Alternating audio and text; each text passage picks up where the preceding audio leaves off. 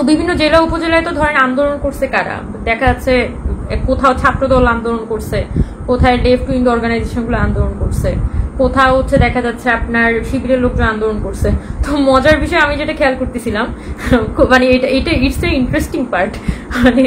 সেটা হচ্ছে যে যারা ছাত্রদল করতেছে বা লেফট উইং অর্গানাইজেশন, যারা বামপন্থী ছাত্র সংগঠন করতেছে, তাদেরকে তো সবাই জানে যে এই ছেলে ছাত্র ইউনিয়ন করে বা ছাত্র ফ্রন্ট করে, ফেডারেশন করে বা ছাত্রদল করে, ঠিক আছে?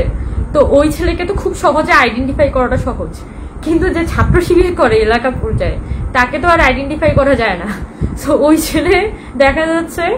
সেই ছেলে ঠিকই বৈষম্যবিধির কমিটিগুলোতে ঢুকে যাচ্ছে, ও ঠিকই নানানভাবে এন্ট্রেন্স পাচ্ছে, ও তো দেখা যাচ্ছে নানান ধরনের সুযোগ সুবিধাও পাইতেছে, খুবই ক্লোজ আসতে পারতেছে নেতাদের। কিন্তু দেখা যাচ্ছে যারা দেখা যাচ্ছে অভ্যুত্থানে বা থাকে না আন্দোলনের সময় খুবই লিড রোল প্লে করছিল, কিন্তু কোনো না কোনো পলিটিক্যাল অর্গানাইজেশনের সাথে জড়িত, ওই ছেলেগুলো কোনোভাবে, ছেলে বা মেয়ে, মানে মেয়েরাও আছে, ছেলে বা মেয়ে কেউই হচ্ছে দেখা যাচ্ছে খুব বেশি তারা সামনের দিকে আসতে পারতেছে না, বা তাদেরকে বৈষম্য বিরোধীর জন্য কোনোভাবে কনসিডারই করা হচ্ছে না।